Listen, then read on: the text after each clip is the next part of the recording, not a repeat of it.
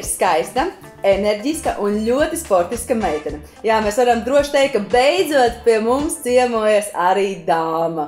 Un īpaša dāma, Madara Palmeika. Čau, Madara! Čau! Ko tev vispār nozīmē sports? Ko tev nozīmē savu vārdu nest un arī Latvijas vārdu nest ārpus Latvijas robežām? Tas ir tāds liels lepnums, ka man ir tāda loma uzticēta dzīvē, jo praktiski tas tā neapzinoties, bet tas tā ir izveidojies. Un man tāds liels prieks un pagodinājums. Vai tas, ka tu dzīvo Valdemāra pilī, tev arī bija tas stimuls sevi pierādīt?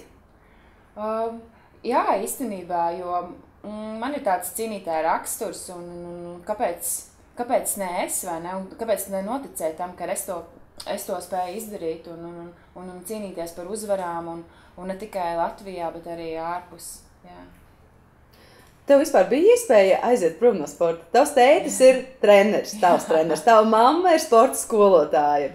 Jā, man nebija izvēles, bet tā arī saka, ka vecāki to, ko dara vecāki, tu darīji tā, dzīvojot tajā ritmā iekšā, tu arī iemīli to, ko viņi dara.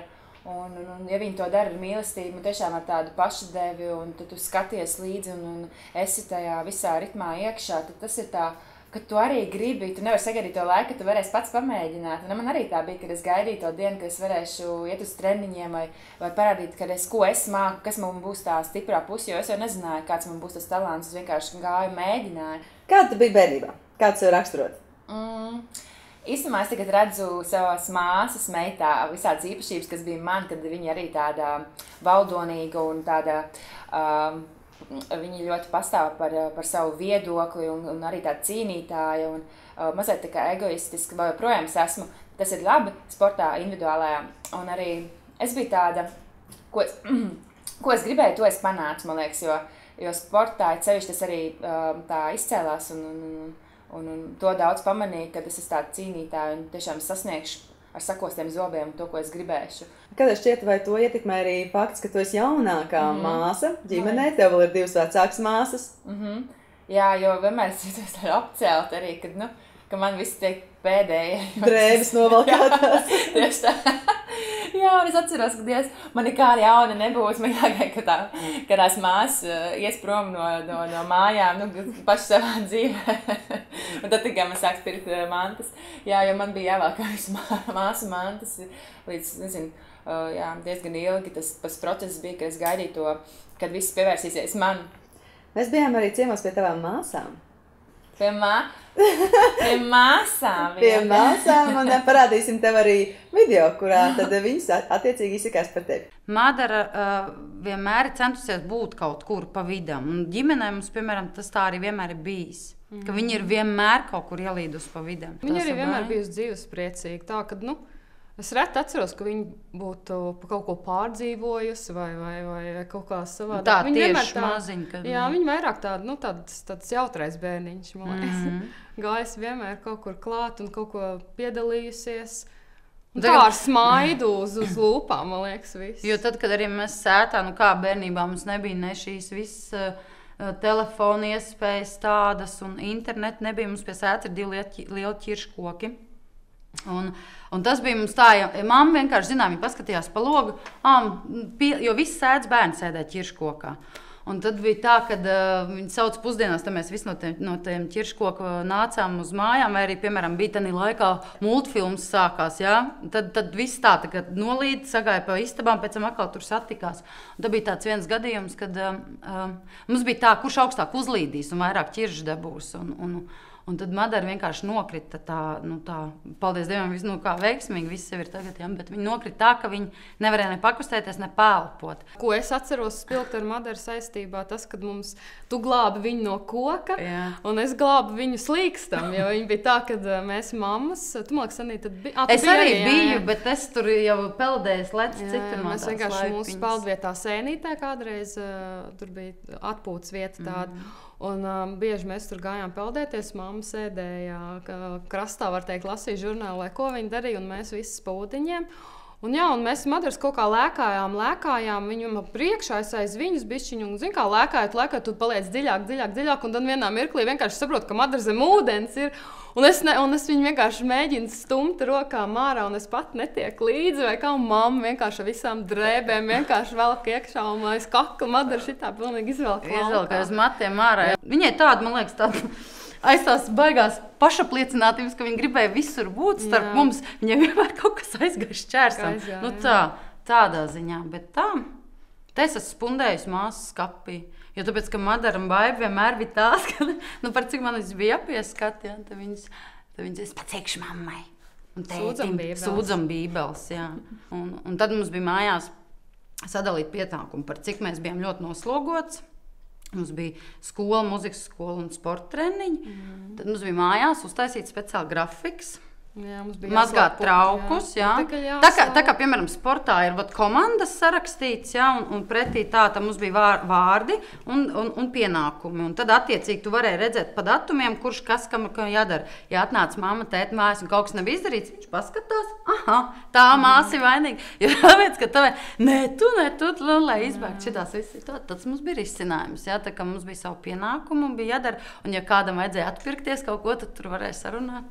Es izdarīšu tavu darbiņu. Jā, tad tu man izdarīji. Viņa vienmēr ir gribējusi tā apliecināt, jo viņa ir mazākā bijusi. Un vairāk vai mazāk, it kā mēs visi kopā esam auguši, bet mēs tādā pašā laikā darījām katru savas lietas. Mums bija katrai savi draugi.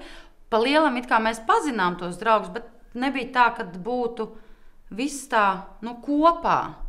Un līdz ar to ir tā, ka viņi vienmēr ir tā, un viņi centīsies. Viņi kaut ko ieņēma uz savu galvā, viņi ies uz to uz 100%. Kaut vai pēc tam ar galvu sienā, bet viņai jāieskrien tajā sienā, jo viņi to ir izdomājusi, viņi ies, viņi darīs. Un tas arī pierāda, īstenībā šī rakstura īpašība arī šeit nodara tā disciplīna varbūt tās, un viss tas, kam ir izgājis cauri no bērnības, teiksim, arī sportā, tu jau ar katru situāciju audz, tu mācies no kļūdām, jā.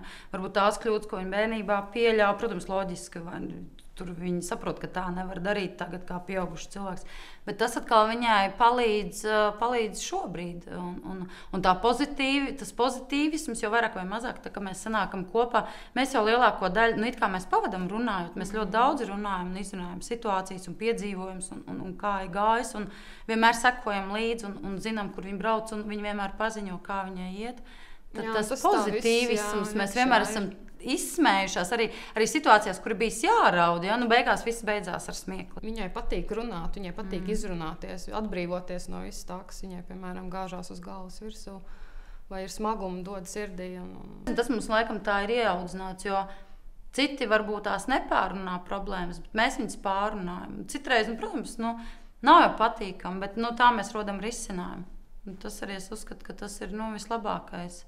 Tad tas, teiksim, ja arī kaut kāds sāp vai kas par neveiksmēm, tad tās atkal tu atrod neveiksmēs pozitīvo. Ja? Tas arī jāmāk saskatīt. Un to viņa arī īstenībā dara. Viņa negāja tā pirmā brīdī deguns zemē, bet pēc tam jau izdomā, īstenībā, ka tu paskaties atpakaļ, toreiz būtu gājis super, pēc tam nebūtu. Viss ir īstenībā pakārtots dzīvē. Ja? Viss notiek tā, kā tam jānotiek.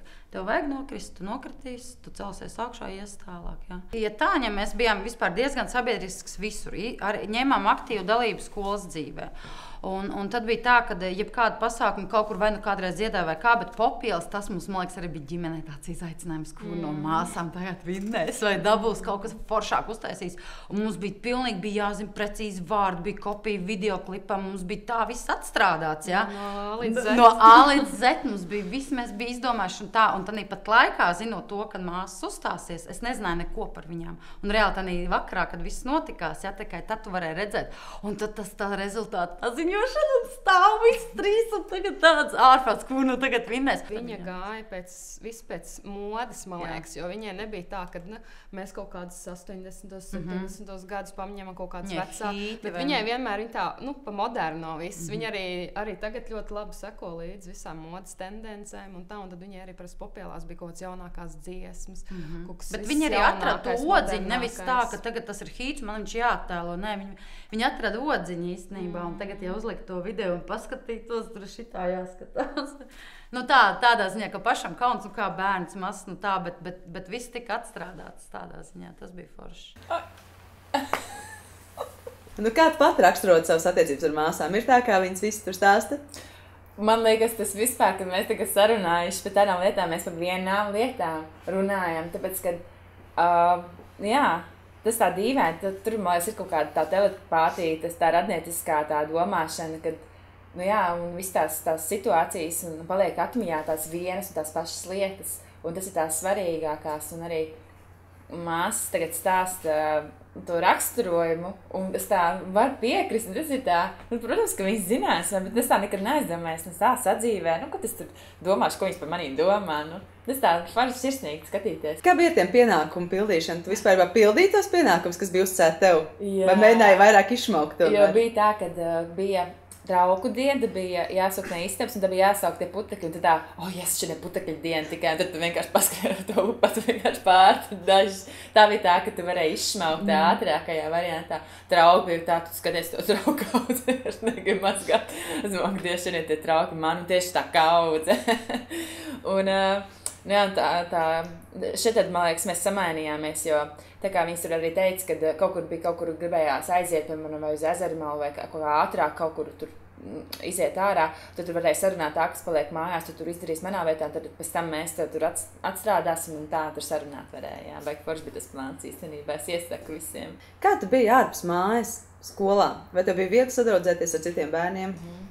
Jā, es joprojām es jūtu to, ka man nav grūti sarunās ar svešiem cilvēkiem, jo es esmu tāds cilvēks, kad es vienmēr spēšu kaut vai paspērt to soli pretim un kaut vai es jūtu, ka tas cilvēks nerunās nekad mūžā ar manī, bet es sākšu runāt, man nav grūti, tiešām es to neuztveru to kā pazemojumu, piet klāt un iepazīties. Arī tiem pašiem puišiem. Es iepazinusies pat pirmā, ja man kāds puisis patīk, es piešu kādam, sākšu vienkārši kaut ko runāties. Tu man patīc. Jā, tu man patīc. To var pavērst arī tā, interesanti, un tas arī var likties arī puisim pievilcīgi, ka meitene ir uzdrošinājusies, vai ne? Mēs arī dosimies uz Valdemāru pili, lai iztaigātu tās bērnības vietas, lūkosim, ko tu mums rādīsi. Bet vēl pirms tam man ir viens jautājums tev par blēņām. Vai tu vispār biji tās blēņders, rakars, vai tomēr tāds mierīgs bērns, par ko vecāki varēja priecāties? Jā, kad es tādas ļoti liels blēņas nedarīju, man bija bail. Es īstenībā tagad daudz kā baidos. Kaut kā es biju vēl no vecāku rājienu? Arī. Man bija kauns, nodarīja kaunu saviem vecākiem. Tā, man liekas. Jo blēņas, jo man bija tā vienmēr tā apziņa, kad, kā jau mamma bija skolotāja un tur tētis vēl tur tādā atbildīgā amatā, tur skolā. Man likās tā, ka nedrīkst jau. Nedrīkst, tas tā atturēja kaut kā. Tu biji skolotāja bērns, līdz ar to tev tā latiņa. Bet es gāju zakties par ārziņiem, to es gan gāju. Tomēr laukos viss dara, kad ogas iet spērt un zemenes tur naktī. To gan es atceros. Nebija nemaz tik paraugu. Skolā paraugu bērns ārpus skolas. Jā. Čiep, jā. Tas man patikās. Tas jau īstenībā tas piedzīvojums, vai ne? Tieši tā. Mums vēl ir 3 burvīgas dāmas, kuras sagatavojušas tev katra vienu jautājumu. Čiko, čiko, čako, jūlēlējā. Mani sauc Marta. Čau, Madara, mani sauc Aiga. Čau, Madara, mani sauc Elizabete. Kāda tev ir mīļākā mūzika? Vai tev patīk kaķi? Vai tu bērnībā klausīji tētu un mammu? Kas man tādu jakodos? Īstenībā man patīk R&B. Man patīk tāds, kad ir tāda iekšā tāds, ka es pilnīgi sāku jau kustēties, ka es jau iedomājos, ka tādai mūzikai es obligāti kustēšos līdzi un jutīšu līdzi, un tas man kaut kā atraisīs. Un man starp citu arī patīk iesildoties, ka es trenējos, paklausīties arī kaut vai lēnas dziesmas, bet kur es dzirdu kaut kādus tekstus, kas man kaut kā uzvēl, vai arī, piemēram, man tajā kaut kādas dzīves situācija atgādina un tad man kaut kā uzmundrina. Vai tev patīk kaķi? Kaķi, jā. Mums bija kaķītis mājās. Vienīgais dzīvnieks mums ir bijis mājās. Tas ir bijis kaķis, melnā krāsā keiša. Un tad viņi nobrauc kaķīti, un tad visi tik šausmīgi pārdzīvoja, ka vairs neņem dzīvnieks mājās. Un tad es izdomāju, ka es nedzīvošu pie vecākiem, tad es ņemšu suni. Man suns tagad ir, un man nav kaķis. Man kaķis liekas, kad pats par sevi tāds dzīvnieks tur var iet un dzīvoties, sunīti tur jārūpē. Man tagad jau ir tāds laiks, man gribās rūpēties par kādu, tad man es izdomāju, man vajag sunīti. Vai vecāki jums lika nopelnīt mājdzīvnieku? Man liekas, ka bija tā, ka māsa atnesis mājās un noslēpa, un tad mums ir kaķis. Viņš jau izauga un praktiski jau skapī, vai kā tur bija kaut kādā dienā viņa pieķēra. Bet jā, viņš jau tur bija iedzīvojis, jā, mums ir kaķis. Bija tā. Jau izaudzis liels skapī. Tā kā filmās. Bet tā arī bija tāpēc, ka, protams, ka mēs zinām par neļaus. Un, protams, ka vecākā māsa jau bija uz nedarbiem. Jā, bija uz nedarbiem. Un tad jau viņi izdomāja kaut ko, un tad mēs tikai piebalsojām. Labi, mums būs kaķis, mēs jau paši priecājāmies. Vai tu klausīji bērnībā vecāks? Es biju klausīga līdz tīņu vecumam, man liekas, un tad tīņu vecumā es kaut kā baigi pārvērtos, bija baigi tāda impulsīva. Man likās, ka visu grib tādu sliktāk, un tas man kļuva tāda mazliet neklausīgāk, un tādas radziņas rādīja ļoti bieži un runāja pretī, un man likās, ka man neviens nesaprot, un viņi jau man tikai grib sliktāk, bet tad es kaut kā, man bija tāds impulsīvie brīži. Izlādējos, protams, es ļoti nožēloju, es gāju uz savu istabu, es to pārdzīvoju, ka es kaut kādu sāpinātu vai māmu vai tēti, tad es vienmēr gāju atvainoties, un tas man kaut kā, kad tā bija tā runāšana, tā māksla, man māma parādīja, kad jārunā ir un jāpasaka pēc, un tad tādiem procesiem es iemācījos, protams, arī dzīvē visu tā izrunāt. Nu ko, dosimies Valdemārpili, atcerēsimies, pareizāk sakot, tu atcerēsies savus bērnības atmiņas, stāstus un arī pastāstīsi mums. Labi, jā. Aiziet.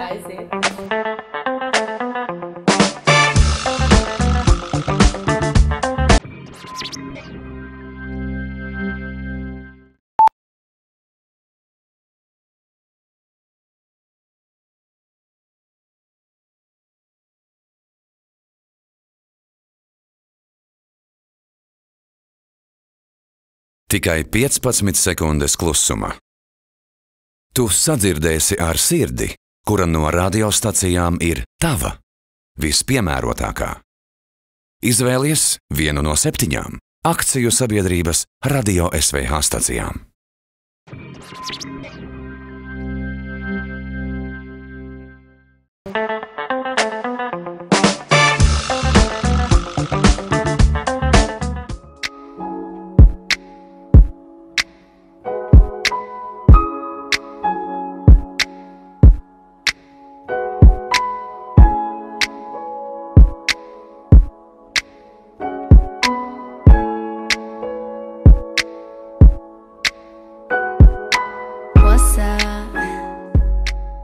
Tātad šī ir mana skola, šī ir Valdemārpils vidusskola VV.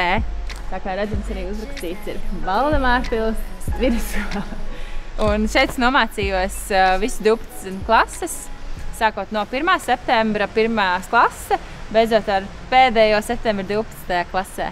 Un jā, šeit bija visi izlaidumi. Visām mums īstumā 3 māsām, man vēl ir 2 māsas, mēs visi šeit nomācījāmies. Tā kā jā, visi izlaidumi ir šeit mums bijuši, un visas stundas arī šeit notikušās. Ejam iekšā skatīties, kas tur mums ir.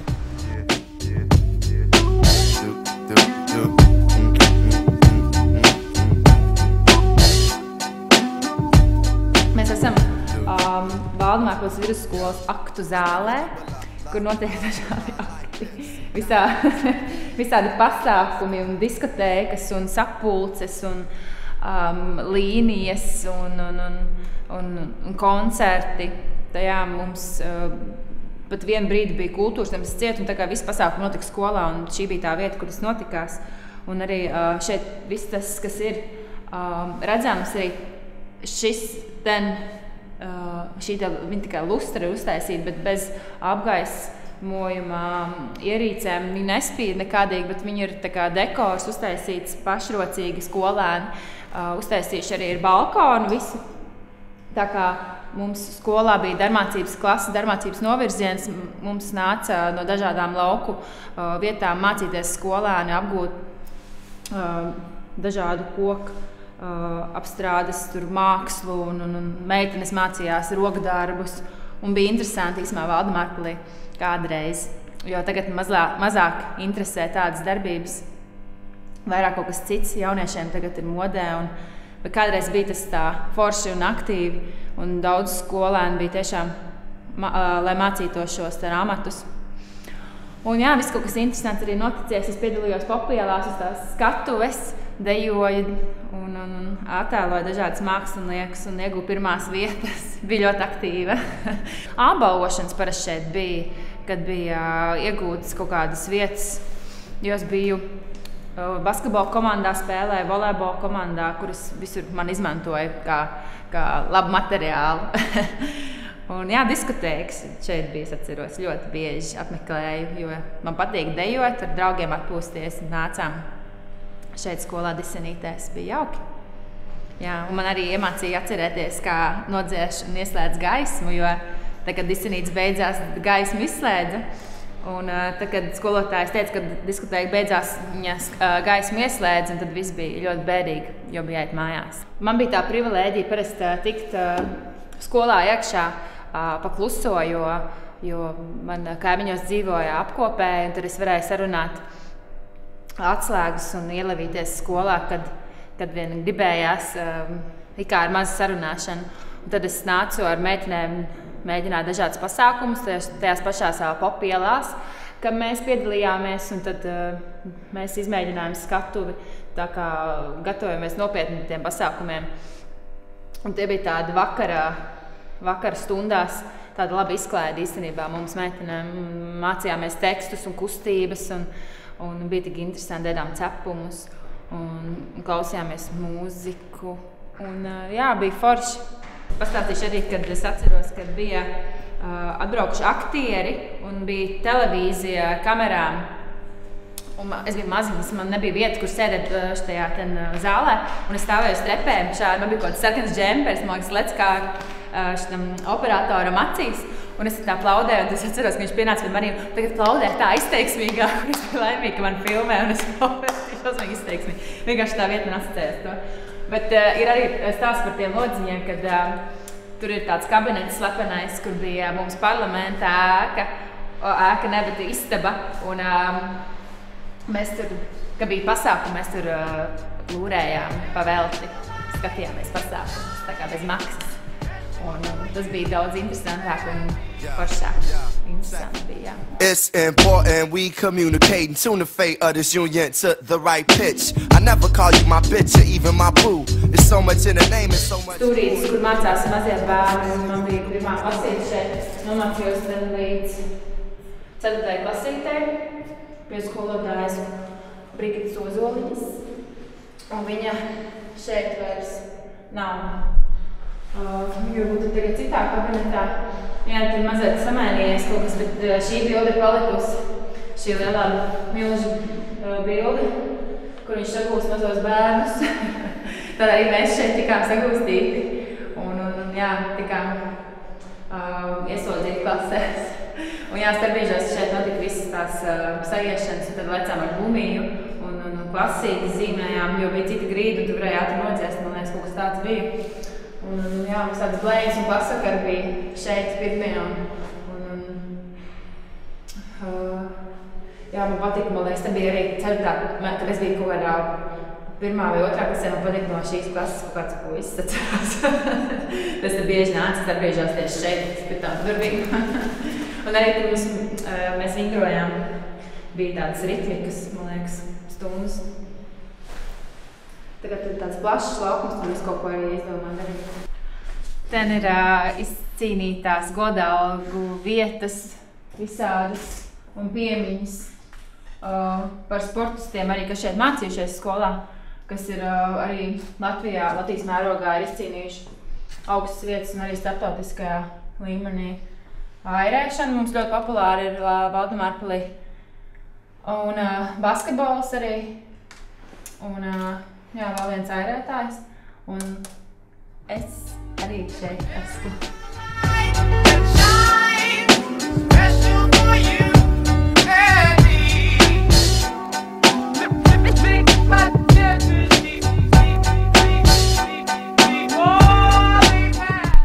mans pirmais mešanas celiņš. Man liekas, ka, ja nemaldos, tad pašrocīgi taisīts, man liekas, ka tētis viņu sataisīja vai arī par sportu atbildīgie cilvēki šajā skolā.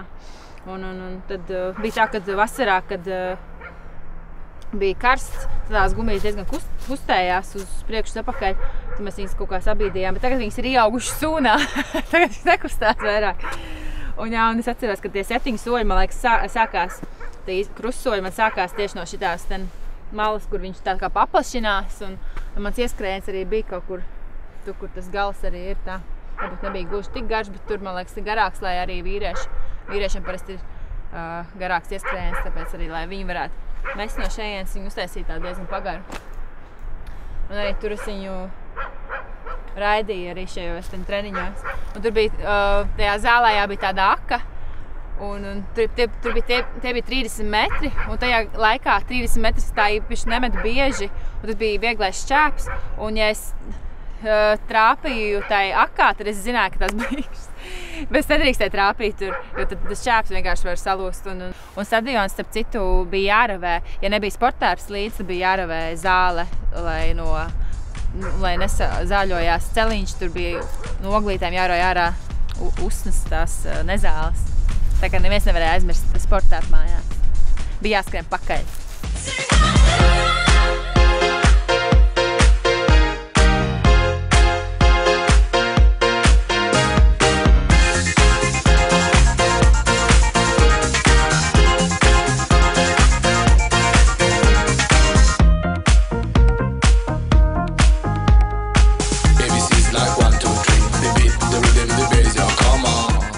Biju arī muzikāla meitene. Es mācījos Valdemārpils mūzikas skolā. Tā kā man vecākā māsa arī gāja, vidējā māsa arī gāja, un es, kā jaunākā, man arī bija jāiet. Jo māma un tētis domāja, ka kāds savādāk pavadīs brīvo laiku.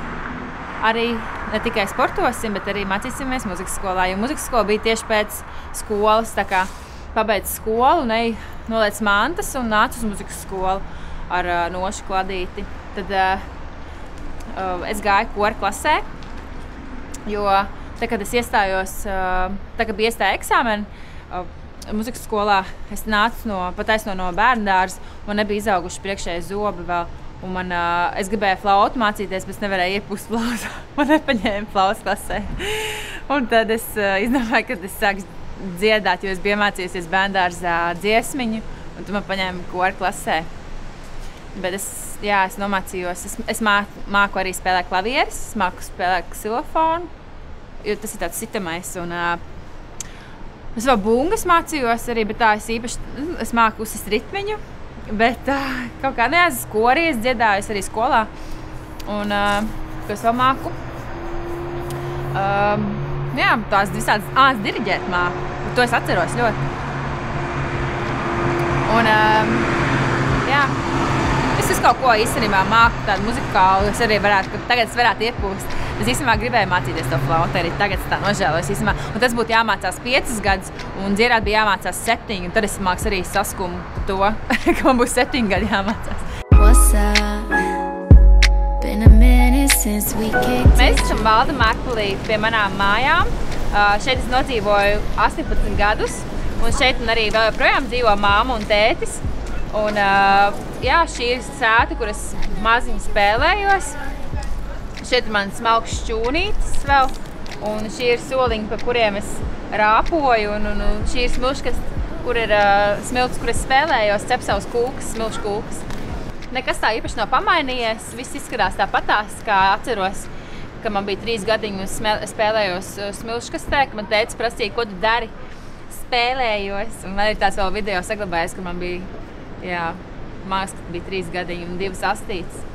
Un es viena pati arī tur cepu tās kūkas. Bet tagad es sēžu uz soliņu kopā ar Jančuku, kuram šīs nav gluži mājas, bet viņš brauc pie omītes. Šeit paliek parasti, kad Madara ir sacensībās.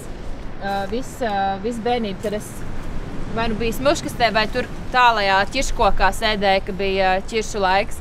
Bet, kaut kāds nedarbs man likās, ka bija tāds pamatīgāks, kad es vienkārši tā kā suns mēdz kašķāties sakašāji, kas visiem bērniem bija smilts mutēs. Man bija liels brāziens, bet tur bija liela ūdens muca, un tad mēs visiem gājām skalot mutas ārā.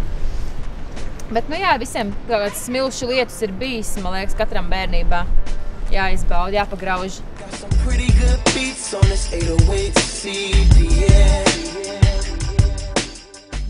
Tātad šis ir Valdemārpils ezers, kas dēvējas par Sasmakas ezeru. Un īstenībā Valdemārpilī bija nosaukums senais Sasmaka. Un neviens to negrib tā pieminēt vai atcerēties, jo viņš ir tāds mazliet smieklīgs. Bet nu, tāda ir vēsture. Un mēs tagad sēžam pie burvīgā Sasmakas ezera, kur man ir daudz atmiņu, kā es arī šeit mācījos peldēt. Un kā arī pa treniņu man šeit ir notikuši tāpat akmeņu mešana un tāpat sauļošanās arī ir šeit bijusi un spēļu spēlēšana un slīkšana arī īstenībā viens gadījums, bet tas bija citā Pudmelē, tas bija Sasmakas ezerā. Mammu skaties, cik es māku dziļi ielikt, tad mamma ar visām drēbēm pakaļ.